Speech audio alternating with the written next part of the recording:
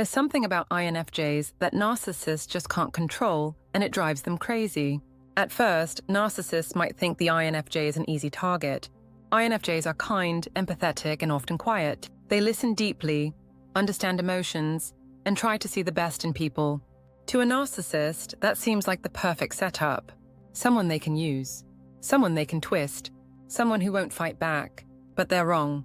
INFJs may be gentle, but they're not weak. They pick up on things others miss, like the tiny red flags in someone's words, tone, or energy. While narcissists are busy performing, INFJs are already reading the truth underneath. And once they see it, the game is over. The INFJ's insight, strong values, and quiet strength make them one of the few types that can truly shut down a narcissist's control. And the best part, INFJs don't even need to raise their voice or start a fight to do it. In this video, we're going to break down 6 powerful ways INFJs destroy narcissists, without even trying to be destructive. These are calm, subtle moves that protect the INFJ's peace and leave the narcissist powerless. We'll talk about how INFJs spot manipulation, draw hard lines, and make quiet exits that leave narcissists stunned. We'll also explore how their inner growth and emotional detachment can make them immune to narcissistic tactics.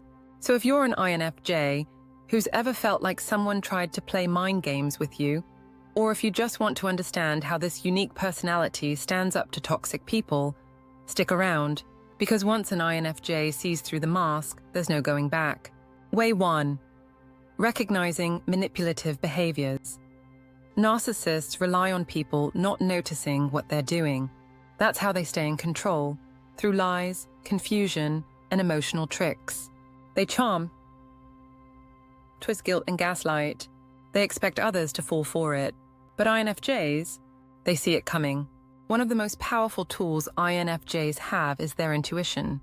It's not just a hunch, it's a deep, almost automatic ability to read people. They can pick up on tone, body language, timing, and energy. Even when someone's words sound nice, the INFJ senses when the vibe doesn't match. So when a narcissist starts their routine, over-the-top compliments, fake kindness, or subtle put-downs, the INFJ's radar goes off. They may not say anything at first. In fact, they rarely react quickly, but they start watching. They pay attention to patterns. They listen not only to what's said, but to what's missing. Empathy, accountability,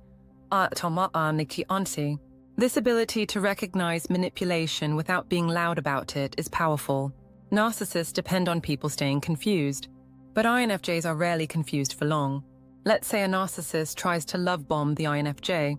They'll shower them with attention, praise, and promises, trying to create a fast, emotional bond. Most people would feel flattered. The INFJ might feel warm at first too, but then their intuition kicks in. Why is this happening so fast? Why does this feel like a performance? The INFJ slows things down and watches more carefully. Next comes control. The narcissist might start making comments that seem small but cut deep. They might twist past conversations or act like a victim when they're the one causing harm. Again, the INFJ notices. They may not confront the narcissist directly, but the trust is already broken. This drives narcissists crazy. They expect to control the narrative, to keep the other person off balance. But with INFJs, that doesn't work. The INFJ sees right through the game. What's worse for the narcissist is how calm the INFJ stays. They don't argue. They don't chase. They don't beg for answers. They simply detach. The emotional reaction the narcissist is trying to get doesn't come. And that silence, that's power. INFJs also have a near-photographic memory when it comes to emotional experiences. If the narcissist says something cruel or controlling in one conversation, the INFJ stores it. Even if the narcissist denies it later or tries to gaslight them, the INFJ remembers exactly what happened, how it felt, what was said, and what was meant. This clarity keeps them safe. Gaslighting only works when the victim doubts their memory or emotions. But INFJs trust their inner world. If something feels wrong, they trust it. They don't need a long list of proof. They just know something is off. And often, they're right. Narcissists may try harder at this point. They might increase love bombing or switch to guilt tripping. But the INFJ has already unplugged emotionally. They may still be polite. They may still nod or smile. But inside, the wall is up. In friendships, INFJs will spot the taker, the person who always wants support but never gives it back. In work settings, they'll recognize the toxic boss who shifts blame but takes credit. In relationships, they'll feel the emptiness behind the charm and know something's missing. The INFJ doesn't always fight these people directly, but they don't fall into their trap either. They recognize the game early, and once they do, they slowly step out of it. Recognizing manipulative behavior is the first major way INFJs disarm narcissists. Narcissists need confusion to win. INFJs bring clarity. And once that clarity is there, the game is already lost. Way 2. Setting firm boundaries. INFJs may be known for being kind and gentle, but they're also surprisingly firm when it comes to personal boundaries, especially once they realize someone is trying to take advantage of them. Narcissists hate boundaries. They want access to your time, energy, emotions, and attention whenever they want it. They expect people to adjust, bend, or give in. But once an INFJ sees through the manipulation, they start building walls. And not just physical boundaries, emotional ones, mental ones, even energetic ones. The INFJ starts saying no more often. They stop responding to every text. They leave conversations earlier. They stop explaining themselves. And most of all, they stop reacting emotionally. That's when narcissists begin to lose control. To the narcissist, this shift is confusing. They may try to test the INFJ's boundaries with guilt, charm, or pressure. They might say things like, "You've changed," or "You're being cold." But INFJs know what they're doing. The moment a narcissist shows they don't respect boundaries, the INFJ tightens them even more. Setting boundaries doesn't mean being aggressive or rude. For INFJs, it's about protecting their peace. They have likely spent too much time feeling drained, disrespected, or confused. Boundaries are their way of saying, "I matter too." One key strength INFJs have is knowing why a boundary exists. They don't just set them randomly. If someone crosses a line, like lying, gaslighting, or disrespecting them, they remember. And they adjust accordingly. They don't need to shout about it. They just act differently. This quiet, firm change in behavior throws narcissists off. Narcissists expect pushback, not calm distance. They expect drama, not silence. And INFJs give them none of what they want. For example, if a narcissist tries to dominate conversations or constantly interrupt, the INFJ might respond by not engaging. They might simply stop sharing personal things, stop showing excitement, or reduce the emotional energy they give. That's a boundary, and it works. Or if the narcissist uses guilt, like, "After everything I've done for you," the INFJ may reply with something simple but clear, like, "I need time to think," or "That doesn't work for me." No arguing. Just a clear limit. What makes this powerful is that it's unexpected. The narcissist counted on the INFJ being overly accommodating, but instead they're met with someone who values themselves enough to walk away, or at least step back. Over time, these boundaries make it impossible for the narcissist to get what they want. Without constant emotional supply, the narcissist feels powerless, and the INFJ, they feel lighter, stronger, and more in control. INFJs might take time to build these limits, but once they do, they don't let them fall. And that quiet strength is something narcissists can't stand. Way 3. Implementing the door slam technique. If there's one move INFJs are known for, it's the INFJ door slam. It's not just a breakup. It's not just taking a break. It's a complete, total shutout.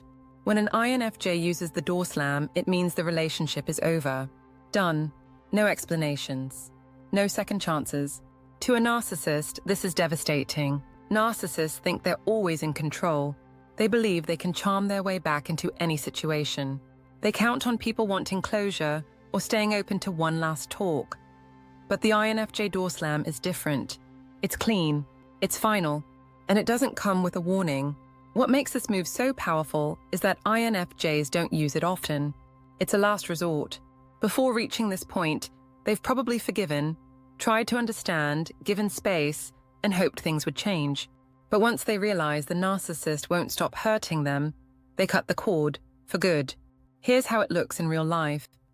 The INFJ may stop replying to messages. They delete the narcissist from social media. They avoid places where they might run into them. They no longer bring them up in conversation. It's like that person no longer exists. That might sound harsh, but it's actually about self-protection. This act is not about revenge, it's about survival. When INFJs door slam a narcissist, it's because they've reached their emotional limit. They've absorbed too much pain, confusion, and manipulation. They've given chance after chance, and now they're done. For the narcissist, this is a nightmare. They lose access. They lose control. Worst of all, they lose the emotional supply they depended on. The door slam is especially effective because it's quiet. The narcissist doesn't get a dramatic fight. They don't get closure. They don't get to spin the story in their favor. They're left wondering what happened, and they hate that. And even if they try to reconnect, by apologizing, sending gifts, or creating fake emergencies, the INFJ doesn't respond. The wall is up, the door is closed, and the key is gone. What makes this different from a normal breakup is the emotional shift. The INFJ doesn't just walk away, they detach. It's like flipping a switch. All the love, all the attention, all the emotional energy, they stop giving it. Completely. Some INFJs describe it as cutting off the soul connection. And that's exactly what it feels like. This move takes strength, but also clarity. INFJs usually know exactly why they're doing it. They may have journaled about it, processed it deeply, or talked it out with someone they trust. Once they've reached that conclusion, they don't look back. And that silence, it's louder than any words. For the narcissist, it's a form of destruction they never saw coming. Way 4. Utilizing the grey rock method. Another way. INFJs quietly shut down narcissists is through something called the grey rock method. It's exactly what it sounds like, becoming emotionally dull, like a grey rock. You stop being interesting. You stop reacting. You stop feeding the narcissist what they want. And that's what really hurts them. Narcissists feed off attention, good or bad. They don't care if you love them or hate them, as long as you're giving them energy. Every reaction, every argument, every emotional response gives them fuel. That's why staying emotionally neutral works so well. It cuts off their supply. INFJs are naturally expressive. They care deeply, they listen closely, and they respond with emotion. At first, narcissists see this as an opportunity. They think, this person gives me energy, I can use that. But when the INFJ realizes they're being played, everything changes. Instead of blowing up or trying to explain things for the 10th time, the INFJ goes quiet. They stop reacting. They answer in short, flat responses, no drama, no excitement, just plain grey and boring. Here's an example. A narcissist tries to provoke the INFJ by criticizing them or pushing their buttons. In the past, this might have worked. The INFJ might have defended themselves, gotten upset, or tried to fix things. But now, they just say something like, okay, or that's your opinion. Nothing more. It's like hitting a wall. The narcissist says something cruel, and it doesn't land. They try to guilt trip, and it bounces off. They try to brag, and the INFJ doesn't care. This lack of reaction is maddening for the narcissist. They start to feel invisible, powerless. They can't figure out why the tricks don't work anymore. What makes the grey rock method powerful is that it's not emotional, it's tactical. The INFJ still feels things inside, but they don't show it. That starves the narcissist of the attention they need. And eventually, the narcissist gives up. The grey rock method is especially useful in situations where the INFJ can't fully cut someone off, like a coworker, a family member, or an ex they still have to deal with. It lets them stay safe and in control without engaging in pointless battles. The key to doing it right: stay boring, stay flat, show no emotion, give nothing. Eventually, the narcissist moves on because you've become useless to them. Way 5. Leveraging empathy to disarm. This one might surprise you. INFJs can actually use their empathy against narcissists, not in a mean or manipulative way, but in a way that disarms the narcissist completely. Here's how it works. Narcissists are used to being in control of conversations. They twist facts, play the victim, or dominate attention. Most people get confused or pulled into the drama. But INFJs don't just listen, they see. They see what's underneath the surface. The fear, the insecurity, the pain that the narcissist is trying to hide. And if they choose to, INFJs can gently point it out. For example, if a narcissist tries to play the victim to gain sympathy, the INFJ might calmly say, "That sounds really hard. Do you think some of that might come from how you were treated growing up?" It's not an attack, it's an observation. But it goes straight to the root of the issue. This kind of response throws narcissists off. They're expecting praise or pity, not someone who understands them better than they understand themselves, and certainly not someone who stays calm while doing it. Sometimes, just the act of staying grounded and compassionate is enough to disarm the narcissist. INFJs don't mirror the narcissist's chaos. They don't get pulled into yelling or blame games. Instead, they respond with clear, calm energy. This often creates a strange reaction. Narcissists either become uncomfortable and back off, or they have a brief moment of honesty. It's rare, but it happens. They might drop the mask for a second and show a glimpse of their real self. The INFJ doesn't need to attack to win.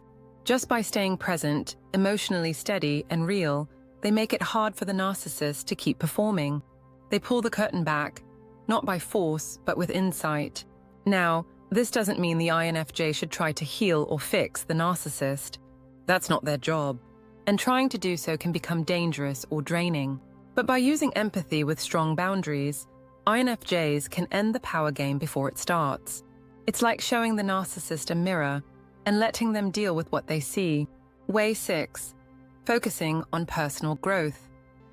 One of the most powerful ways INFJs defeat narcissists is simple, but unstoppable. They grow. Narcissists want people to stay small, insecure, unsure of themselves.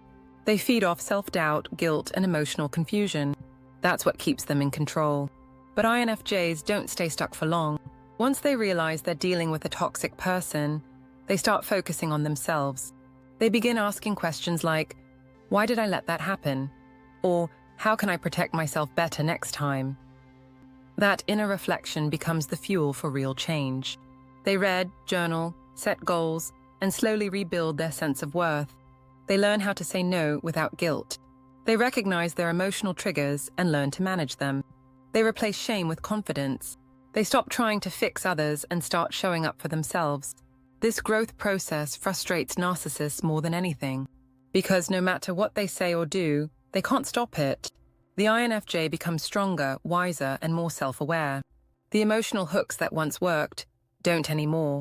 What used to pull them in, guilt, flattery, drama, now just feels empty. And the narcissist feels powerless. They can't stand that the person they once controlled is now thriving without them.